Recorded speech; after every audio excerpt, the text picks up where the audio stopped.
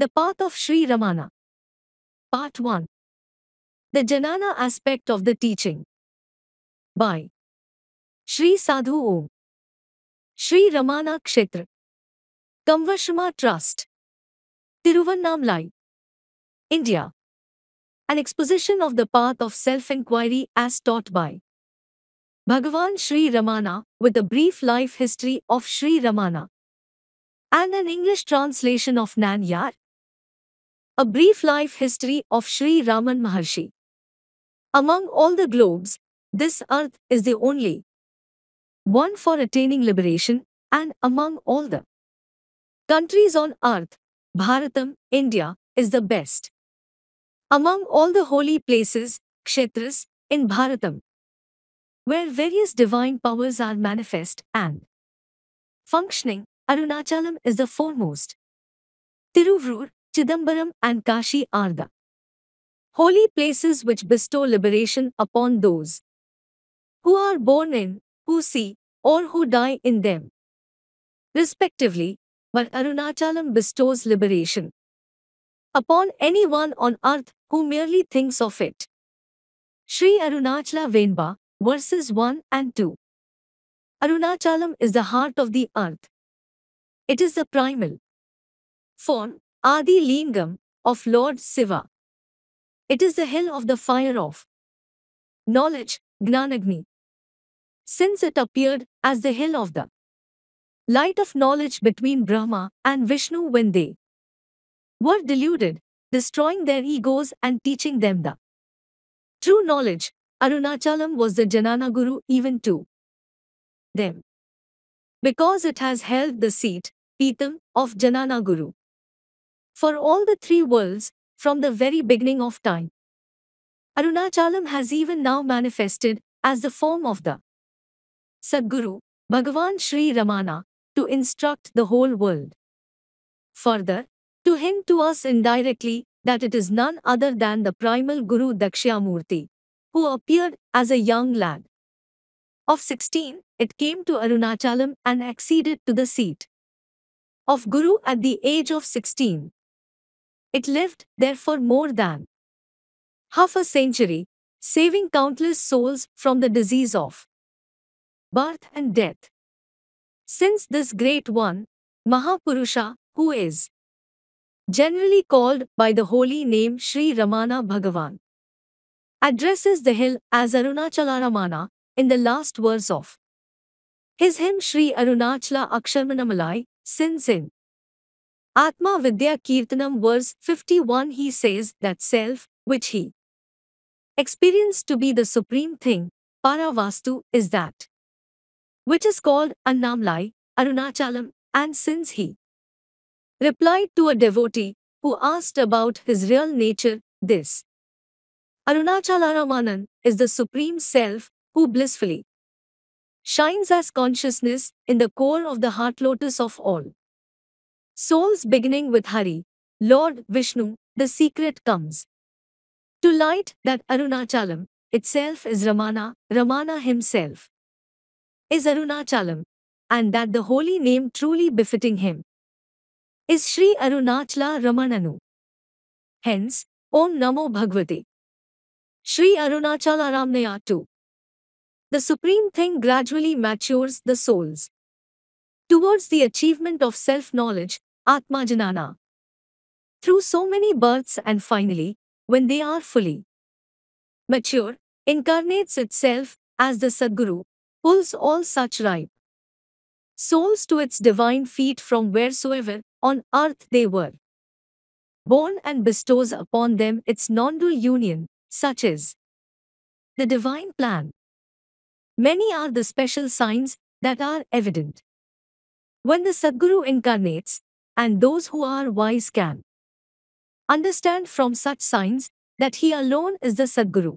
The four Sankari rishis, who were highly mature souls, were reluctant to take any of the three manifestations of God, Brahma, Vishnu or Siva, as Guru, and wandered away in search of the Sadguru until they eventually became old.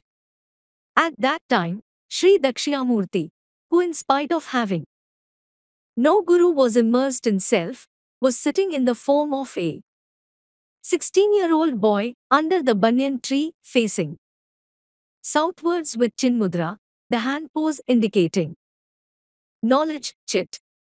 When they came into his gracious presence, they felt attracted, and through the maturity of their understanding, they recognized this is the real Sadguru.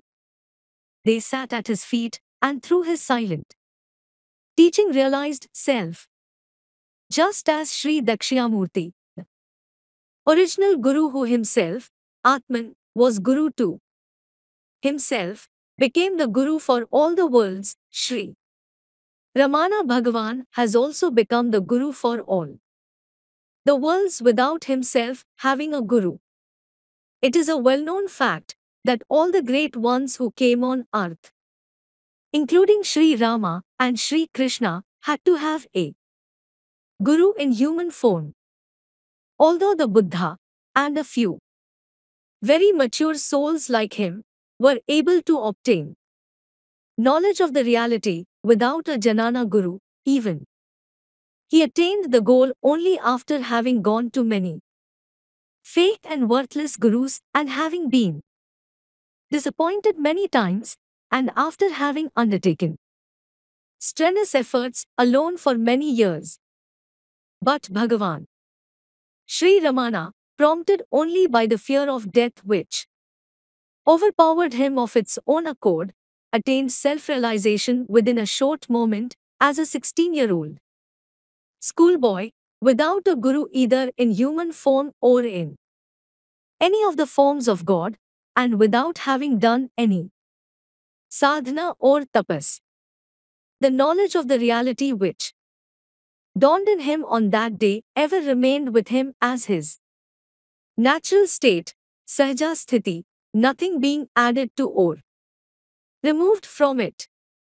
Even though Bhagavan Sri Ramana, who thus shines as the foremost Janana Guru for the whole world, is really none other than the nameless and formless Supreme Thing, in accordance with our ignorant outlook of taking the course of the life of his body as his holy life history. Let us see a sketch of his biography.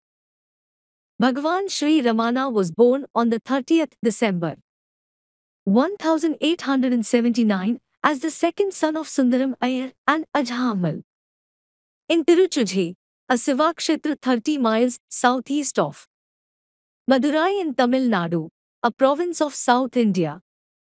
His parents named him Venkatraman. His elder brother was Nagaswamy, his younger brother was Nagsundaram, and Alarmelu was their sister. Venkatraman completed his primary education in Tiruchujhi and Dindukkal when he was 12 years old. Owing to the fact that his father passed away, he and his elder brother moved to their paternal uncle's house in Madurai to continue their higher education in the American Mission High School. Though he had a clear and sharp intellect and a keen power of memory, it seems that he did not use them in his school work.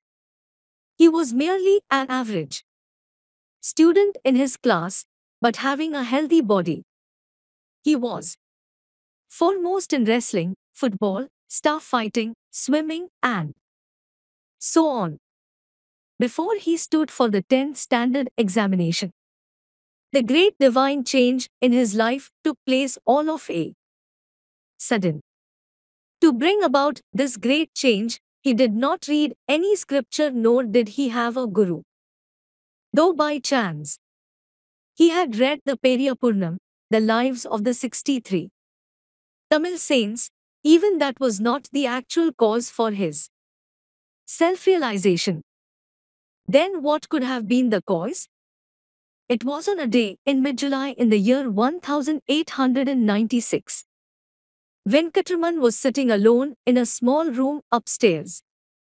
Though there was no sickness in the body, a great fear arose in him that he was going to die.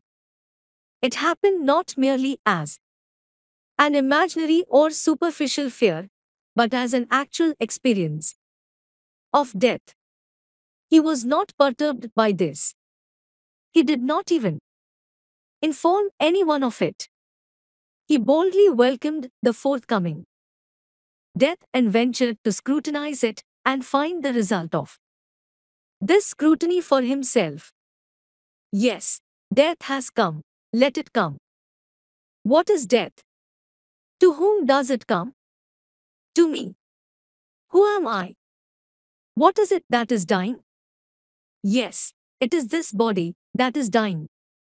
Let it die, deciding thus, he laid down, stretching his arms and legs, closing his lips tightly and remaining without speech or breath. He turned his attention very keenly towards himself. Death was experienced. What did he come to know at that time? All right, this body is dead. Now it will be taken to the cremation ground and burnt. It will become ashes. But with the destruction of this body, am I also destroyed?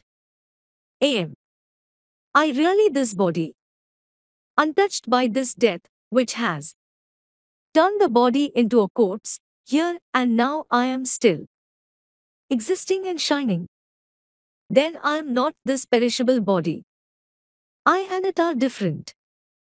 I am the indestructible I, self.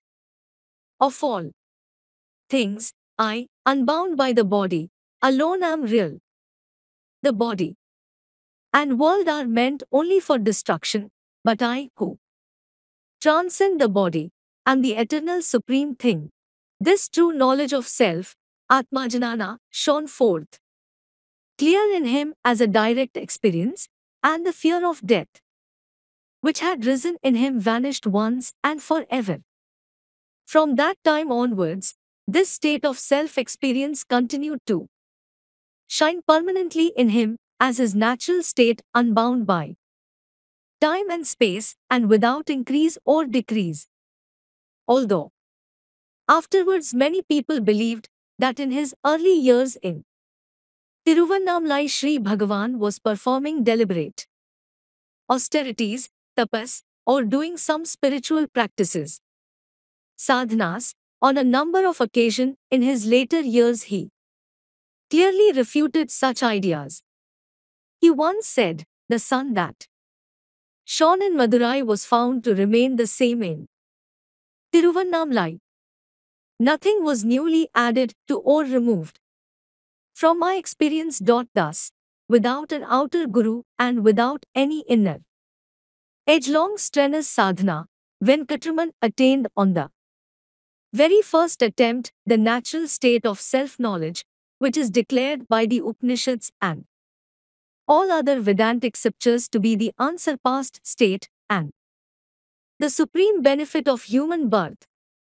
This experience, self-attainment, brought forth indescribable vast changes even in the outward life of Venkatraman, since it was now his clear experience that he was the eternal, perfect reality, which is other than the body. From that day onwards his life was transformed into a new and wondrous one which could in no way be compatible with that of ordinary people, a life which they could not even understand, let alone imitate, no matter how hard they might try.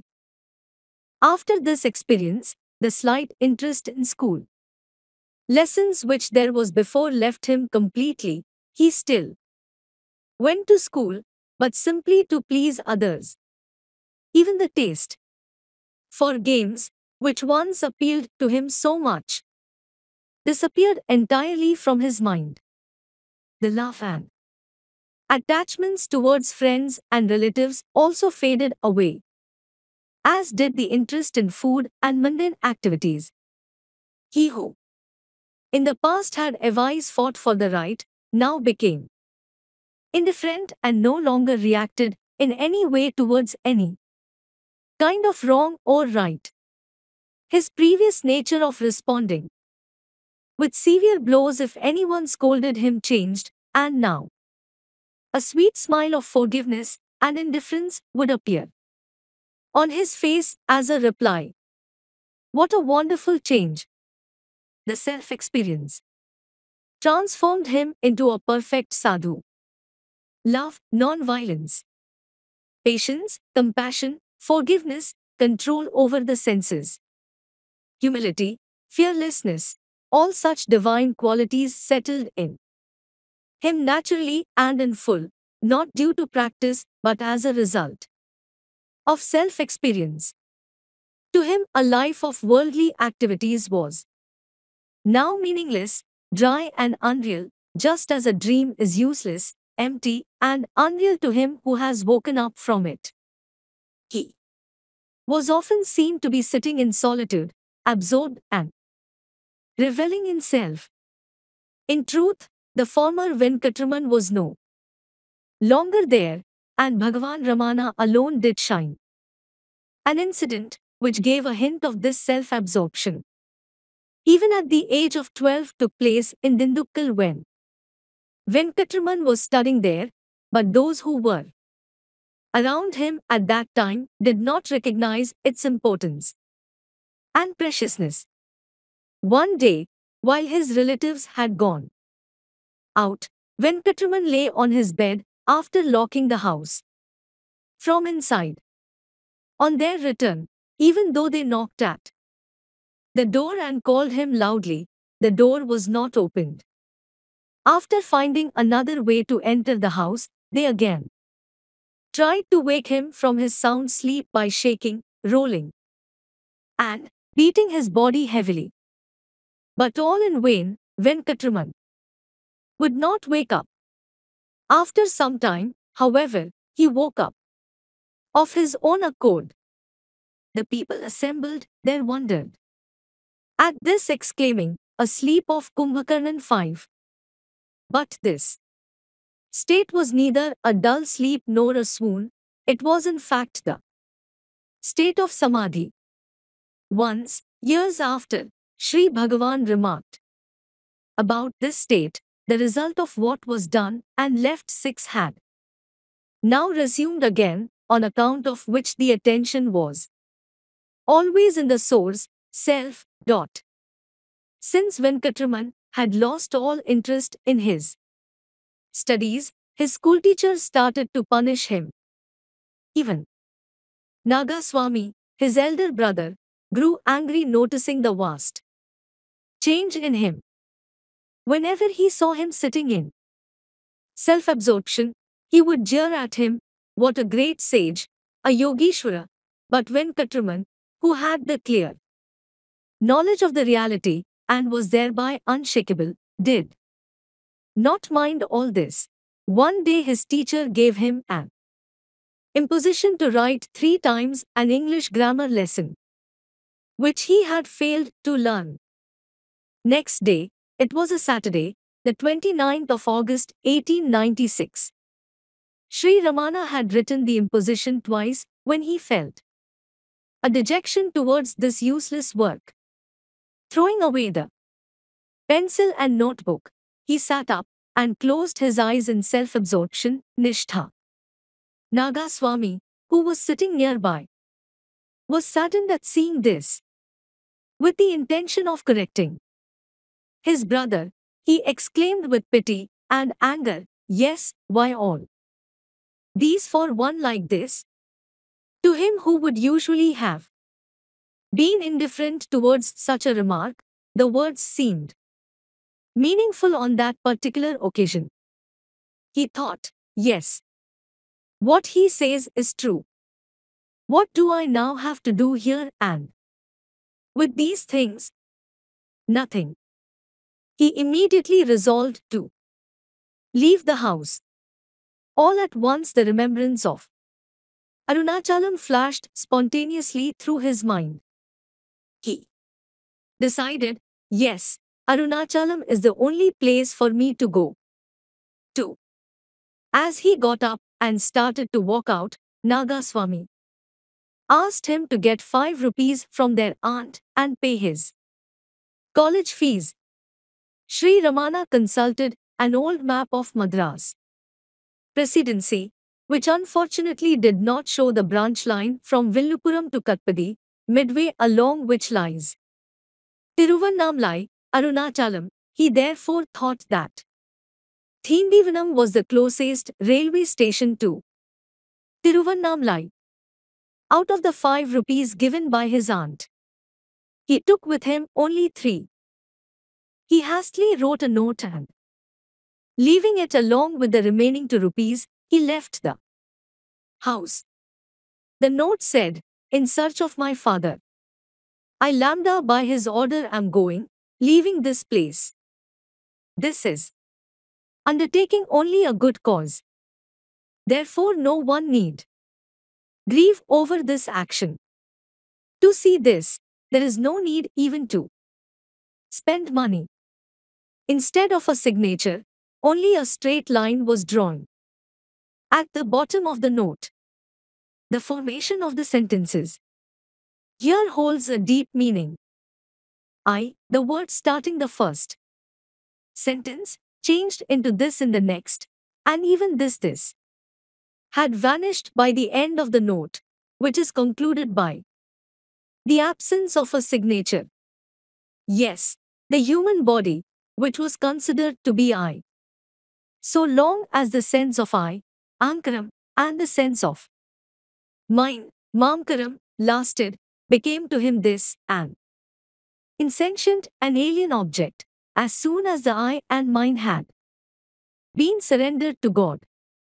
When the union, I oneness, with the Supreme finally takes place, what else can remain as a separate entity? It is this state of oneness which is shown by the absence of a signature. How clear the state of perfect Jnana 7, even at the age of 16. The insertion just after the word I of the phrase "in search of my father" clearly points out that so long as the sense of I is retained, one should depend upon God as one's sole refuge. No would-be non-dualist, Advaitin, can rightly deny God and a dual love towards him so long as his sense of individuality survives. Sri Ramana went to Madurai railway station.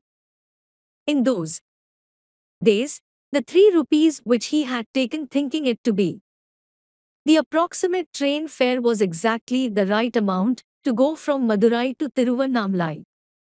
But what was to happen? Not knowing that he could go all the way to Tiruvannamalai by train, he took a ticket for Thindivanam instead and got into the train. During the journey, a Maulvi, an Islamic priest, sat near him and talked to him of his own accord, informing him that he should change train at Villupuram to go to Tiruvannamalai. Now, with the money still remaining, Sri Ramana was able to reach only as far as Mambajapattu. There he got down and walked 10 miles in the direction of Arunachalam. He reached Arayani Nallur temple, which is built on a rock, but was not allowed to stay there for the night. He then walked down with the priest to Virataswara temple in Kijur. After the puja was over, Sri Ramana, who was tired and hungry, asked the priest for some prasadam, the food consecrated by being offered to God. The Brahman priest refused, but the temple piper, whose heart was moved on seeing this, pleaded with him, "Sir, kindly give him at least my portion of the prasadam." On account of the request of that virtuous man, who illustrated by his action the description of a perfect Brahman. The Brahman is he, the virtuous, who is compassionate to every creature on earth. 8. A little food was placed in the hands of Sri Ramana. He spent that night nearby, and the next morning, which was the day of Sri Krishna Jayanti, he happened to come to the house of one Muthukrishna Bhagavatar. After he had taken some food in the Bhagavatar's house, the two gold earrings which he was wearing came suddenly to his memory. Removing them from his ears, he handed them over to the Bhagavatar and was given 4 rupees. With this money, he bought a train ticket to Tiruvannamalai. Early next morning, Tuesday, the 1st September 1896, he arrived at Sri Arunachalam, which had occupied his heart from his childhood and which had now robbed of his mind and drawn him near. He went directly to the inner shrine of Sri Arunachaleswara temple and surrendered himself completely. 9. The intense heat which was still then in his body at once subsided.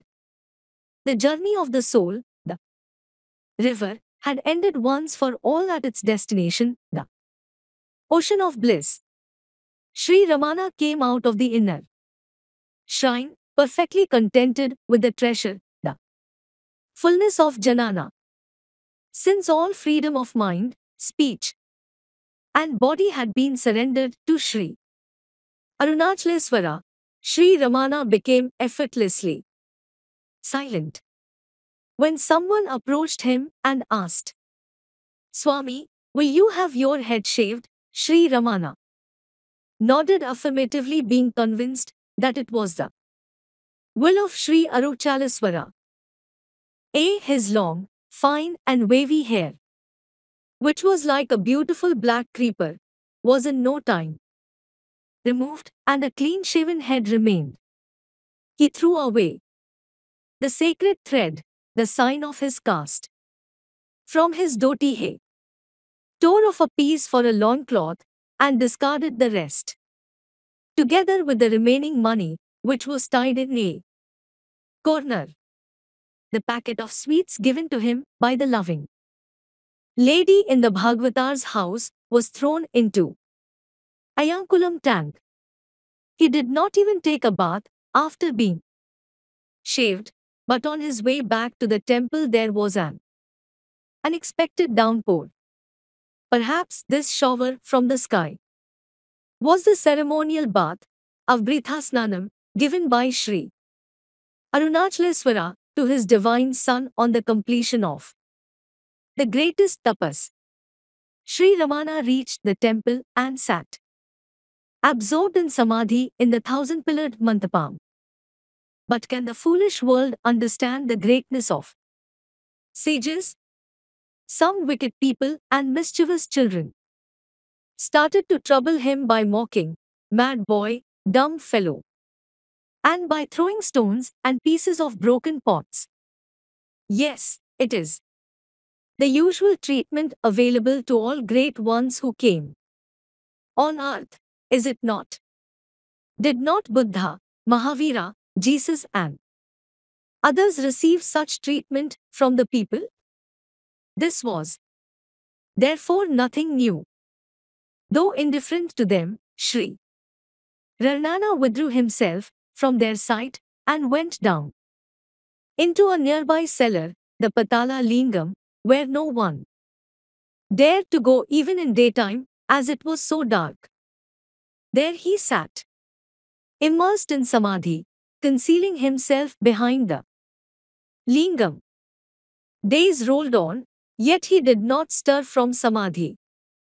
Since he was established in oneness with the reality, the state transcending the knowledge of the world and body, how could there be hunger and thirst to either the body or the mind? For him who was drowned in the bliss of Janana, the state of bodilessness, how could there be a feeling of pain or any misery caused by the outside world? On the damp ground where Sri Ramana was sitting were many ants, termites, mosquitoes, flies, and centipedes. They began to eat away the lower side of his thighs and blood started oozing out. The oozing blood clotted pus formed and both mixed with the mud, thus sealing the body to the ground. Yet he was not at all disturbed by this, for he knew nothing of it. Do we not read stories in the Puranas about rishis such as Valmiki who were immersed in tapas while anthills grew over their bodies and birds made nests and lived on their heads? By living thus before our eyes, Sri Ramana has proved in modern times that these stories were not false. People came to know of this many days later through Sri Seshadri Swami, a great soul who lived in Tiruvannamalai at that time. Though Sri Seshadri Swami appeared to be a madman, he was in fact a saint, and some good folk understood his exalted state and revered him. He was able to recognize the genuine greatness of the Janana of Sri Ramana. The legs of the snake are known only to a snake, says the proverb.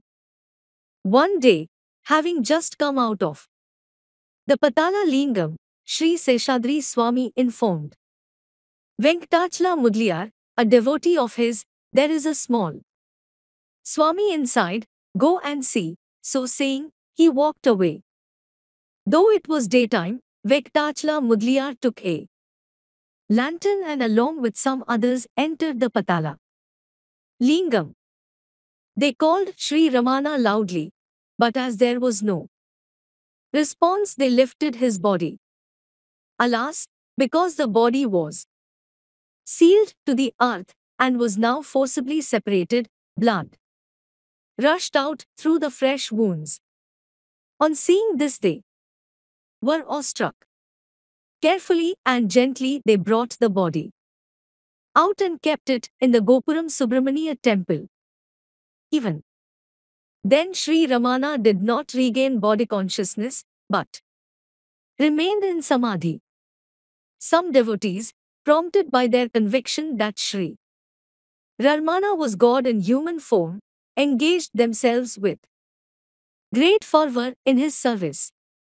Once in many days, whenever he opened his eyes, they would feed him with a little milk, crushed bananas, or liquid food.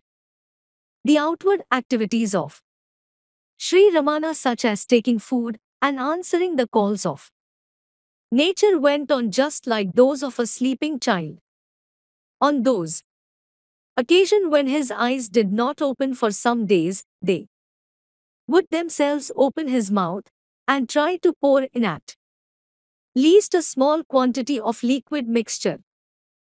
Sri Ramana stayed in Arunachaleswara temple for a few months, but he did not like people often crowding around to see him. Preferring to be alone, he moved to Gurumurtham temple, which was fairly far away from the town, and for about 1.5 years he remained there in samadhi. In the meanwhile, the note which he left in Madurai had been found, whereupon his elder brother Nagaswami, his mother, uncle and other relatives and friends had begun to search for him in many places, but had so far been disappointed.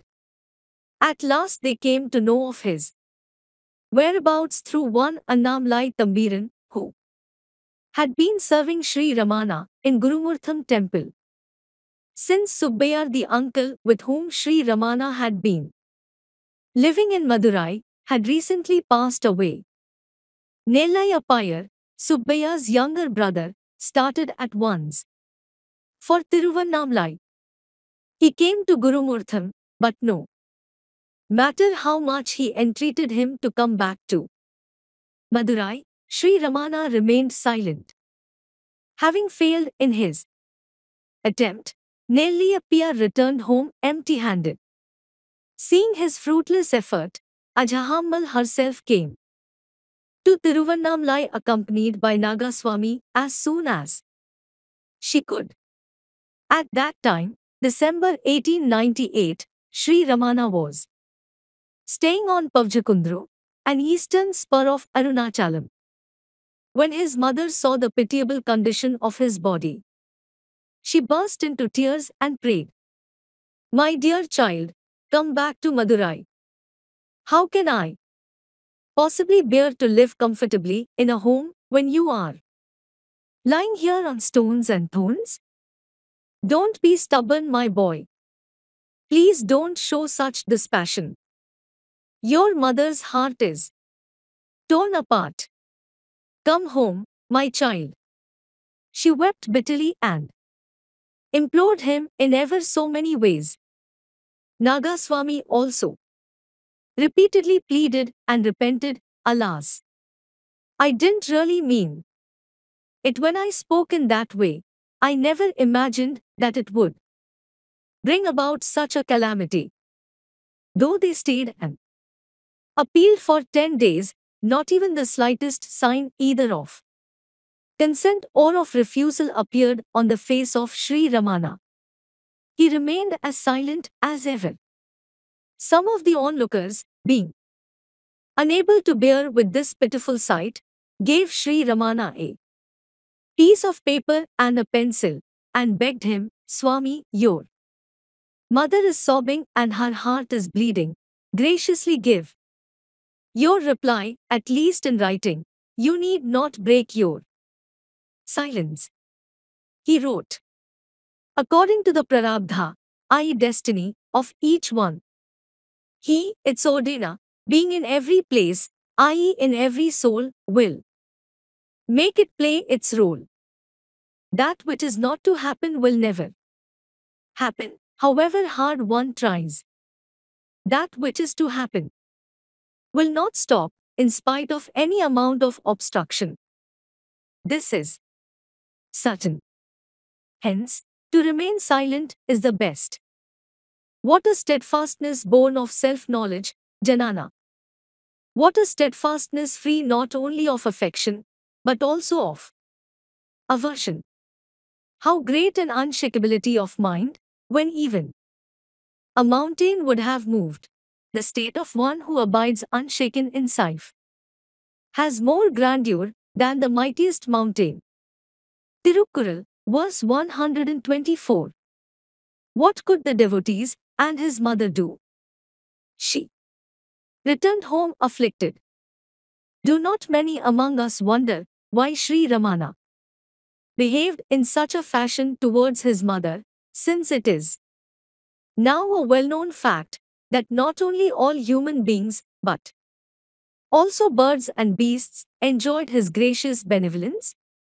So long as Ajhamal was filled with motherly affection and showed the ignorance of attachment, "You are my child. I am your mother, your protector. Come home with me." Was it not the task of Sri Ramana to remove that ignorant outlook and thus save her? Therefore, by the sword of such silence, he was cutting at the knot of attachment in her. This was not to abandon her, but to take her finally as his own. It was only the first step to make her renounce everything and to come to the feet of her son, the embodiment of Janana. Moreover, on another occasion, in 1914, when his mother came to see him and happened to suffer from a high fever, Sri Ramana composed 4 verses, whereupon the fever subsided. She then returned to Madurai. Soon after his mother's first visit, Sri Ramana moved to Virupakshi cave. It was in those years that the swarm of disciples gathered around him to drink the nectar of instructions flowing from the fully bloomed lotus of Janana. Yes, when the tree yields ripe fruit, those one need to call the fruit bats. Sri Bhagwan's mere gracious and silent presence shone as the sun of self and cleared the doubts of the devotees and blossomed their hearts. The young Sri Ramana was only about 20 years old at that time, but the disciples who came to him with the hunger for Janana were much older and very learned. How wonderful! Young was the Guru who shone under the banyan tree, and aged were the disciples who came. Silence was the speech given by the beloved Guru, and the doubts in the disciples' minds were cleared. The same wonder happened in the presence of Sri Ramana. Though the world was able to receive some instructions from him in writing, and later orally also, there were many aspirants whose doubts have all been cleared, and who have been saved by his mere silent presence. Silence is the unequaled eloquence, the state of grace that rises within Sri Bhagavan. Silence is the unfailing teaching, Upadesha. Writing or speech cannot stand equal to it. Sometimes they may even be an obstruction. Thus says Sri Ramana. In 1900, Gambhiram Seshayar, who was making efforts on the path of Raja Yoga, often visited Sri Ramana. And, whenever he opened his eyes from Samadhi, would ask him questions regarding spiritual practices. Gambhiram Seshayar would give Sri Ramana pieces of paper and a pen to write his replies, the replies written by Sri Ramana on such occasion were afterwards edited by Sri Natyanandar and published by the ashramam in the original Tamil under the title Vichara Sangraham. The work Nanyar, who am I, was received from Sri Ramana in a similar manner by Sri Shivaprakasham Pillai. Though small in size, this work has now become famous on account of its power to save humanity by showing the right way to the supreme benefit. The answers given by Sri Ramana to the questions of Sri Natyanandar have become the work Upadesh Manjari. In 1907, a great Sanskrit poet, Kavya Kanta Ganpati Sastri, came to visit Sri Ramana. He was an ascetic, tapasvi who had performed many millions of mantrajapas, but he was still not able to understand what is real tapas. Hence he approached Sri Ramana and said, I have learnt all the Vedas, performed millions of mantrajapas, undergone fasting and other austerities, yet I still do not know what tapas really is. Please instruct me. Sri Bhagavan replied, if watched where from the eye starts, there the mind merges, that is tapas. However, when Ganpati Sastri further asked, is it possible to attain the same state through japa, Sri Ramana replied, when a mantram is pronounced, if watched where from the sound starts, there the mind will merge, that is tapas.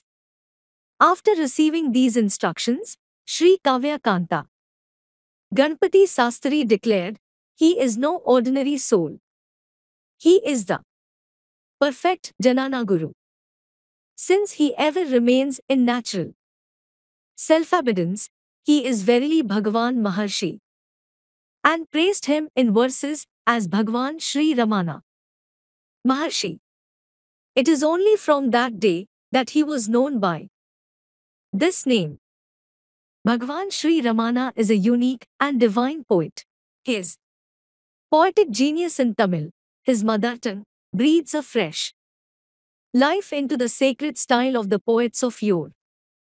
Besides being compact and terse, the flow of his sublime Tamil poetry is noble and pregnant with new and rich import. To say the truth, Bhagavan Ramana is a Vedic rishi who has given us Tamil Upanishads. Further, not only was he a poet in Tamil, but also in Sanskrit, Malayalam and Telugu.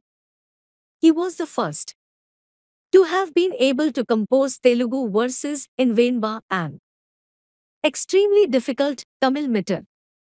Mother Tamil has been adorned by him with ever so many gems of Janana in the form of verses of unsurpassed worth. However, Bhagavan Ramana was not merely a writer. He never had an intention, sankalpa, to write anything. Indeed, intentionlessness, nisankalpa, was the state in which he lived from the day he set foot in Arunachalam. How then was the world blessed with at least some words of instruction from Bhagavan Sri Ramana? Do we not admit the existence of God, the supreme power who creates, sustains and destroys the world? It is that same power who, having the prayers, doubts and questions of the devotees as its motive and using Sri Bhagavan's mind, speech and body as its instruments, gave through him spiritual instructions for the salvation of humanity. Sometimes, sweet and precious Tamil verses would flow from him in answer to the questions of devotees. The instructions of Sri Bhagavan, which we now have, are those which escaped from his lips. In this manner, all of them, when collected and edited, make up his complete works. Among them, 5 stotras, hymns, and 3 sastras, scriptures, are the important works. The stotras are Sri Arunachala Stuti Panchkam, the 5 hymns to Sri Arunachala, and the sastras are Upadesha Undhiyar Ulladhu Narpadu and Guru Vachaka Kovai.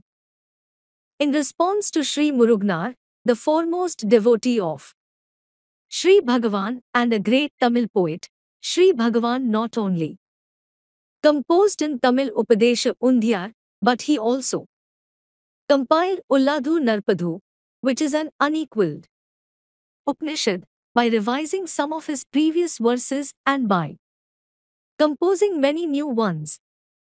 Guru Vachaka Kovai is the treasure house of Sri Ramana's instructions collected and preserved in Tamil verses by Sri Murugnar, all of them being the day-to-day sayings of Sri Bhagavan from the very early days. These 3 important works of Sri Bhagavan, which have come into existence having Sri Murugnar as the sole motive, form Sri Ramana Prasthanatrayam, the 3 works of divine authority on moksha by Sri Ramana. Arunachalam, the sacred hill, is the primal and foremost form of Lord Shiva. Indeed, it is Shiva himself. Sages not only show us the path, but also set an example by treading upon it themselves. In this manner, Bhagavan Sri Ramana himself often did Arunachala Pradakshinam 11 in the company of his devotees. It is described in the Puranas how this Gira Pradakshinam was the sole means by which Unnamulai Ambike, the consort of Sri Arunachaleswara, became Ardhanariswara when her form combined with that of the Lord. Moreover, when even Sri Arunachaleswara, the divinity in the temple, circumambulates the hill twice every year, how can we conceive of the greatness of Arunachala Pradakshinam? It was on the occasion of one such Pradakshinam, in the days when he was living in Virupakshi cave, that Sri Bhagavan composed the renowned Sri Arunachala Aksharmanamalai, the first of the 5 hymns. Many thousands of his devotees now recite this hymn as a means to remember Arunachalam, which bestows liberation when merely thought of to have been the birthplace of the Guru for the whole universe. Loka Mahaguru is the great fortune of Tamil Nadu. Far greater still was the fortune of Ajahammal. To have given birth to such a great one, and immense was her merit to have sacrificed her son for the benefit of the whole world. How could such a sacrifice have gone in vain? It ultimately crowned her with the attainment of liberation.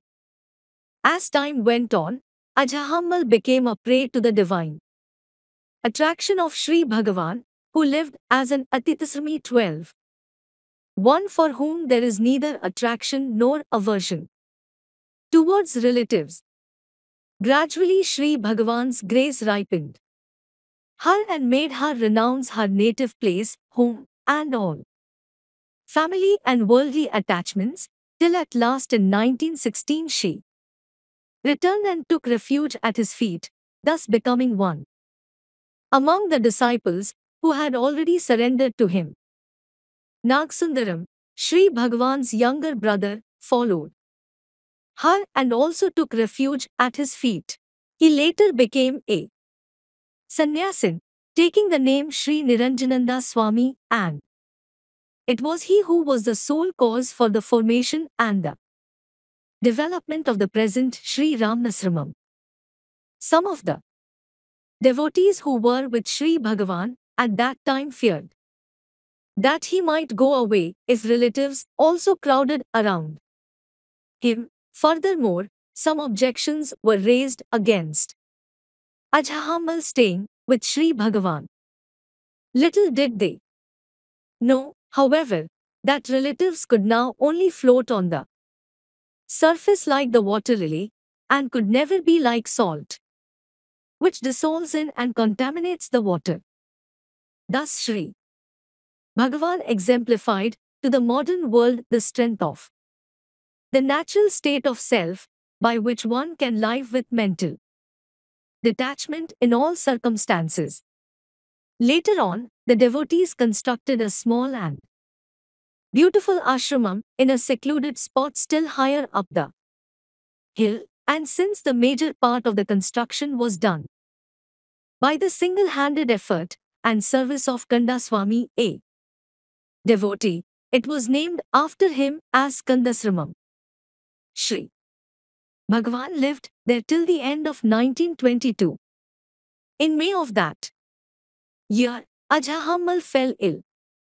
During her last hours, Sri Bhagavan sat by her side placing his hands, those hands of divine power, the right one on her heart and the left one on her head. At that time a long and severe inner fight took place between her past tendencies towards action, karmavasanas, which would have given her many future births, and the power of grace flowing through the hands of Sri Bhagavan.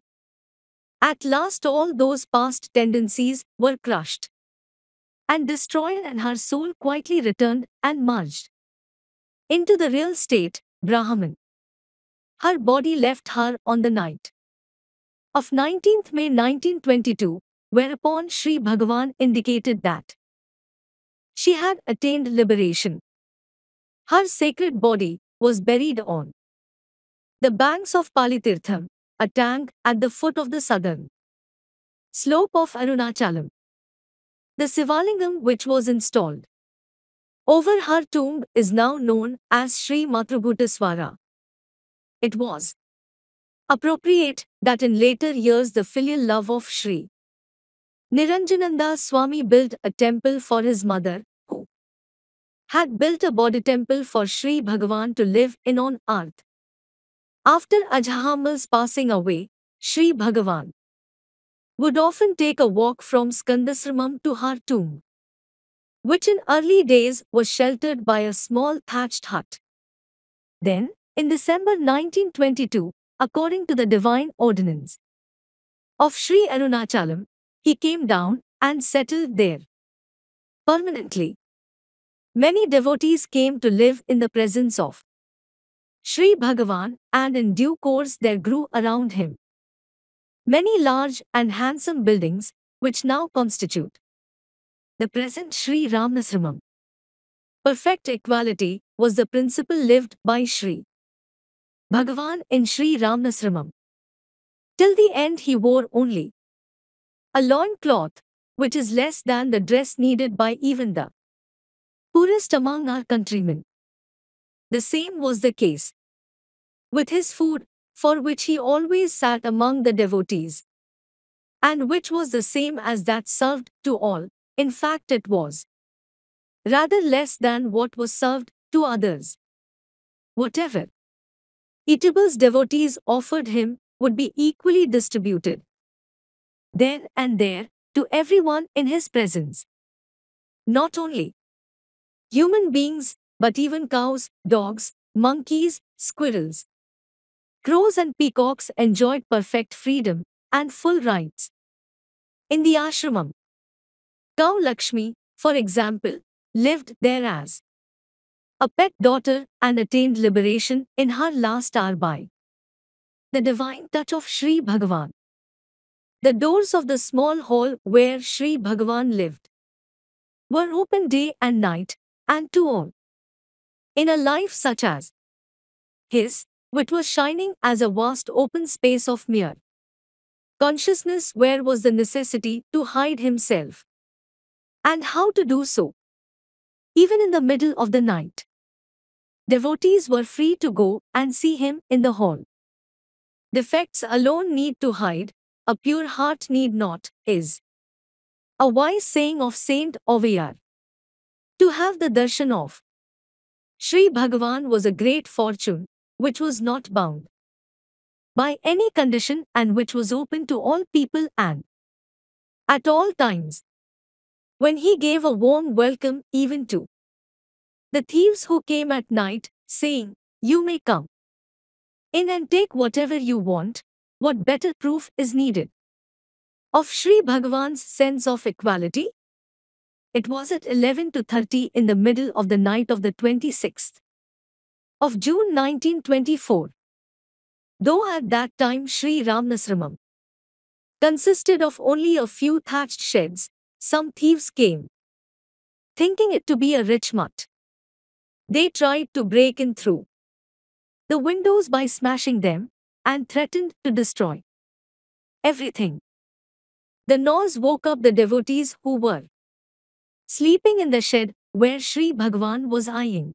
Sri Bhagavan invited the thieves to come in through the proper doorway and asked the devotees to give them a harikanalam so that they could look for whatever they wanted, yet they shouted angrily, "Where are you keeping your money? We are sadhus who live by begging, we have no money. From what you can find here, you may take away anything you want. We will come outside." So saying, Sri Bhagavan came and sat outside, followed by the devotees. As they came out of the shed, the thieves beat them with sticks, and one blow even fell on the thigh of Sri Bhagavan. "If you are still not satisfied, beat the other thigh as well," said Sri Bhagavan, feeling sorry for them. Was this to be the limit of his kindness towards the unable to bear the sight of Sri Bhagavan being beaten? Jumped up with an iron bar in retaliation. Sri Bhagavan advised him, "Let them do their dharma, i.e. role. We are sadhus, we should not give up our dharma. In future, the world will blame only us if any wrong happens. When our teeth bite our tongue, do we break them and throw them away? Though others do wrong to one, it is best not to return the same in wrath." Tirukkural, verse 157. Some days later the police caught the thieves and brought them before Sri Bhagavan, and an officer asked him to identify the one who had beaten him on that night. Sri Bhagavan at once replied with a smile, "Find out whom I beat in a previous birth, for it is he who has beaten me now." He never denounced the criminal. Conquer the foe by your worthy patience, and forever forget the wrong done to you on account of ignorance. Tirukkural, verse 157. The right way of punishing the wrongdoer is to do good to him and to forget his wrong. Tirukkural, verse 314. As time went by, people throughout the world came to know that Sri Bhagavan was the living embodiment of all that is taught in the Bible, Tirukkural, Gita and Upanishads, and were attracted to his feet. Forgetting the national differences such as Indian and foreigner, and the religious differences such as Hindu, Muslim, Christian, Buddhist, Jain and Sikh, from far and abroad they flocked to the feet of Sri Bhagavan and adored him, for such was their conviction that he was indeed the Guru of their own religion. Many among them achieved true knowledge, some by merely seeing Sri Bhagavan, some by living in his divine presence, some by dedicating themselves wholeheartedly to his service, and some by following his teachings. The former President of India, Mr. Rajendra Prasad, once went to the ashramam of Mahatma Gandhi and said, Bapuji, I have come to you for peace. The abode of peace was known well to Gandhiji, and hence he advised, if you want peace, go to Sri Ramanasramam and remain for a few days in the presence of Sri Ramana Maharshi, without talking or asking any question. Mr. Rajendra Prasad accordingly arrived at Sri Ramanasramam on 14th August 1938, though those who accompanied him spent their time in asking Sri Bhagavan questions regarding spiritual matters, and in visiting all the places on the hill where he had lived. Mr. Rajendra Prasad did not move away from the presence of Sri Bhagavan. Besides, according to the advice of Gandhiji, he spent the whole of that week without raising any question or doubt. At the time of his taking leave of Sri Bhagavan, he approached him and humbly enquired, "Oh Bhagavan, it was Gandhiji himself who sent me here. Is there any message that I may take to him?" Sri Bhagavan graciously answered, "The same power which works here is working there also. Where is the need for words when heart speaks to heart? These are unique words of wisdom revealing the secret that it is the one supreme thing alone that governs the whole universe through all the innumerable souls." Just like Rajendra Prasad and Gandhiji, all men of high position and power, all great poets, scholars, politicians, philosophers, and religious leaders who lived in our country during his time praised the glory of his Janana.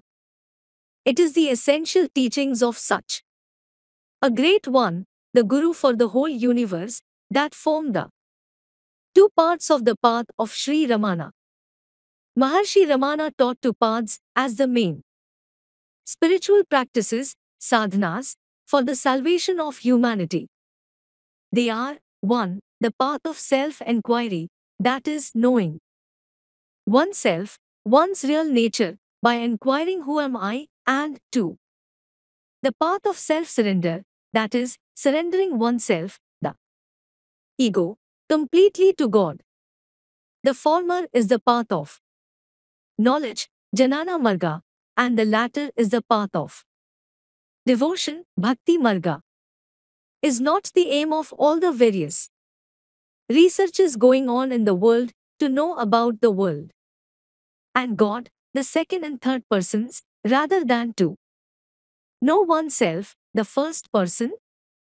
Man, who makes so much effort to know about the world and God, still does not know who he himself really is. How? We say, I am a man. This is not a correct knowledge of ourselves, but only ignorance. We feel that we are a man because we mistake a human body, our possession, for we, the possessor. Separating ourselves from our possession, the body, by means of the enquiry, who am I, and acquiring the right knowledge about the possessor, I, is the best research of all and the best knowledge of all.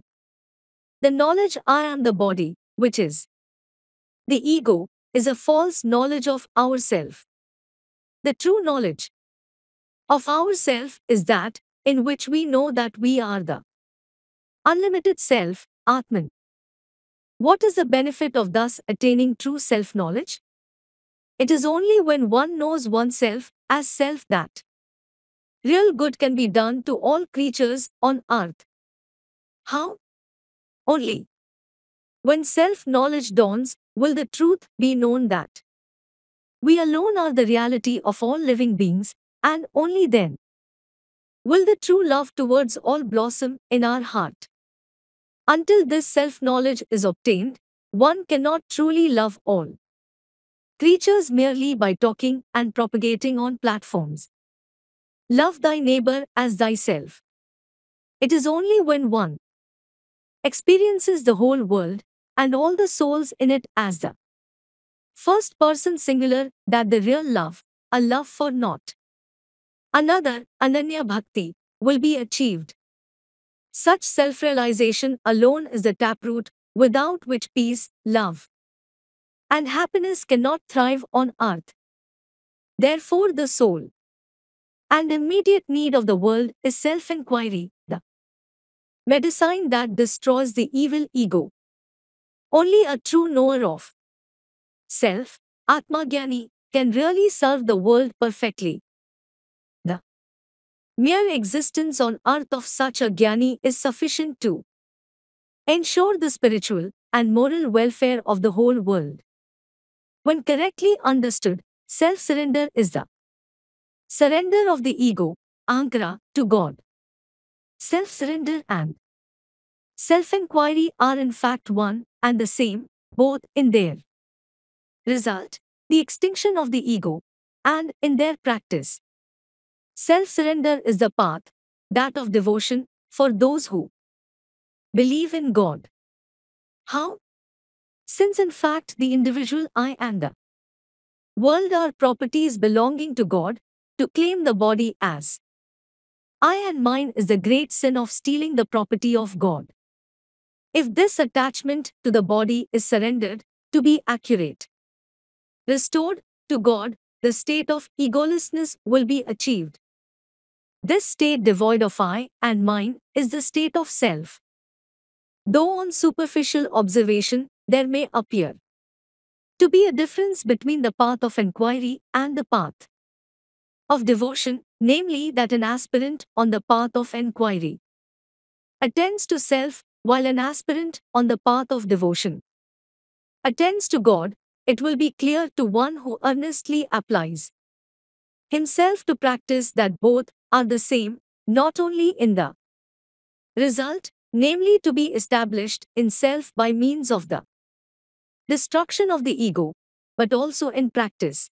A sincere devotee, who wants to surrender himself completely to God, should refuse from the very start to continue taking the body as I and mine. If he again thinks, I am the body or this body is mine, he is committing the sin of Dattapharam, that is, taking back what has already been offered to God.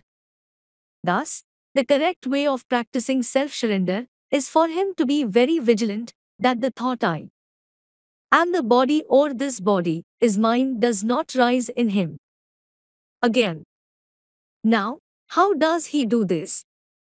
Does he not try to be very watchful within lest the first person, the feeling I am the body, should rise again? That is, does he not try always to remain with a sharp attention fixed on the feeling I? Hence, the same self-attention which is going on in an inquirer is also going on in a devotee. Thus it is clear that an attention withdrawn from second and third persons and focused on I is the correct and practical method of surrendering oneself to God. On the other hand, if a devotee seeks God outside himself, it will amount to being a second person attention, since God ever shines as the reality of the first person. Attending to the first person is the right attention. to God, and this is the true path of devotion. The last days of the body of Sri Bhagavan were a clear mirror which showed the greatness of a Jnani. From the day he set foot in Tiruvannamalai, he did not move away even for a minute, but lived there continuously for 54 years. In 1949, a lump began to grow on the lower portion of his left upper arm. Though at first it seemed to be very small, after 2 operations it grew bigger and bigger, bleeding continuously and profusely, and proved to be a sarcoma. All kinds of treatment were tried, including radium application, but in vain. Even after the fourth operation, which was done on 19th December 1949, the disease was not cured. Though this operation was a major one, Sri Bhagavan still refused to be given chloroform. When asked by a devotee whether there was any pain, Sri Bhagavan replied, "Even the pain is not apart from us. Just as the teeth which bite our tongue are not other than us, and just as the thief who beat Sri Bhagavan was not viewed by him as other than himself, so also, even the disease which was ravaging his body was not other than he self. So wonder-inspiring was his Janana. Even during the period of great torture caused by the disease, Sri Bhagavan was happily answering his devotees. And his replies were not only instructive, but also full of humor, revealing thereby the sublimity of a Jnani. Thus he comforted the devotees whenever they were much worried about his health. He once remarked, "The body itself is a disease that has come upon us. If a disease attacks that original disease, is it not good for us?" To another devotee who was lamenting over his illness, he said, "Oh, you are grieving as if your Swami were going away? Where to go? How to go? Going and coming is possible for the body, but how can it be possible for us?" On still another occasion he observed, "Just as the cow does not know whether the garland tied to its horns is still there or has been lost, and just as a drunken man does not know whether his dhoti is on his body or not, so also a Jnani does not even know whether his body is still alive or dead." According to the directions of Sri Bhagavan, no one was prevented from seeing him till the very end. After his body had been seated in Padmasnam, every breath went on steadily, and at 8:47 p.m. on Friday the 14th April 1950, Sri Bhagavan removed his human disguise and shone unveiled in his own nature as the whole, the one infinite space of self, where there is no coming or going. At that moment, devotees on the temple veranda saw a bright light flash and engulf the small room where Sri Bhagavan was seated, but before they were able to conclude that it could have been a powerful photographic flashlight, others who were standing in the open exclaimed, "Jyoti, Jyoti," in the sky, for a brilliant meteor had suddenly appeared in the sky. It moved northward towards Arunachalam and vanished behind the summit. Glory to Sri Ramana, the light of Arunachalam. The sacred body of Bhagavan Sri Ramana was interred between the hall where he had lived continuously for about 28 years and Sri Matrabhutaswara temple. A Sivalingam was installed on his samadhi and named Sri Ramnalinga Murti. A simple yet majestic temple was erected over it and was consecrated by Kumbhabhishekam. On the 18th June 1967, later a large auditorium was added to it for conducting celebrations. The Shrine of Grace, Sannidhi of Sri Arunachala Ramanan, who by his life exemplified the truth.